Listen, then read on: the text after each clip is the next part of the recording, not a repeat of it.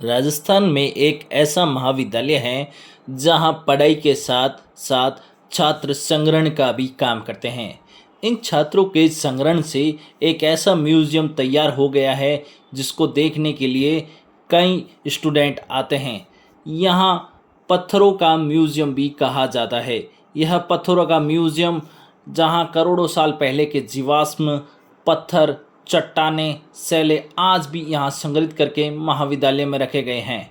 हम बात कर रहे हैं बीकानेर संभाग के सबसे बड़े राजकीय डूंगर महाविद्यालय की, जहाँ छात्रों और शिक्षकों ने अलग अलग जगह जाकर वहाँ से पत्थर और जीवाश्म तथा चट्टानें लाकर यहाँ संग्रहित की।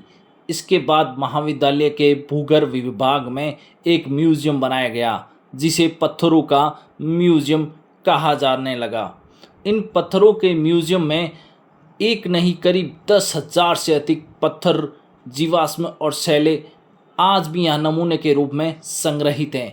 इन पत्थरों जीवाश्म और शैलों पर शोध कार्य चलता रहता है और आज भी यह चल रहा है। मज़े की बात है, इन पत्थरों के लिए पूरा एक हॉल भरा हुआ है और इन पत्थरों की देखभाल भी समय समय पर की जाती है। साथ ही इन पत्थरों को कांच के बॉक्स में भी रखा जाता है। इसके अलावा इन्हें अलग अलग प्लेटों में भी रखा जाता है जिससे ये इन पत्थरों की पूरी तरह से पहचान हो जाए और यह पत्थरों के ऊपर या आसपास नाम भी लिखा जाता है।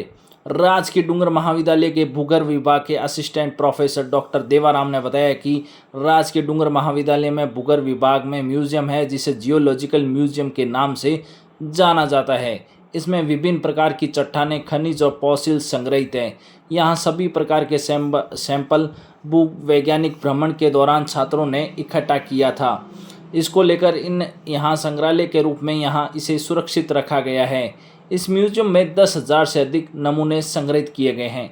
इस म्यूजियम में पत्थर जीवाश्म खनिज और शैल संग्रहित किए गए हैं। इस म्यूजियम में करोड़ों साल पहले की चट्टानें एवं फॉसिल्स देखे जा सकते हैं। इस म्यूजियम में सबसे ज़्यादा राजस्थान से पत्थर जीवाश्म खनिज और शैलें संग्रहित किए गए हैं। इसके अलावा देश के कई हिस्सों से भी या विदेशों से भी यह संग्रहित किए गए हैं। वे बताते हैं कि ये राजस्थान खनिजों का भंडार है। यहाँ पृथ्वी की उत्पत्ति से लेकर अब तक के कई खनिज यहाँ मिलते हैं। खासकर पश्चिमी राजस्थान में खनिजों की बहुत अधिकता है। ऐसे में इस विभाग में खनिजों और जीवाश्मों पर अब कई शोध हो चुके हैं। यहाँ कोयला का ऊपर भी शोध हो चुका है। अभी वर्तमान में इस विभाग में यहाँ पत्थरों पर कई तरह के शोध चल रहे हैं जिसको लेकर यहाँ के स्टूडेंट प्रोफेसर असिस्टेंट प्रोफेसर और लोग यहाँ पर काम कर रहे हैं और शोध कार्य में लगे हुए हैं।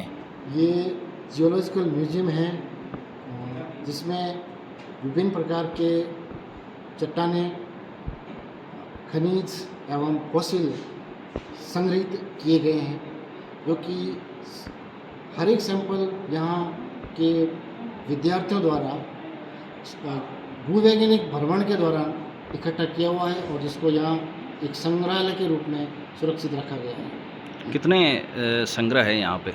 यहाँ एक ये इस महाविद्यालय का भूविज्ञान विभाग का एक बड़ा संग्रहालय है जिसको हम जियोलॉजिकल म्यूजियम के नाम से जानते हैं और यहाँ पर लगभग 10,000 से अधिक नमूने संग्रहित किए गए हैं, जिसमें मुख्य रूप से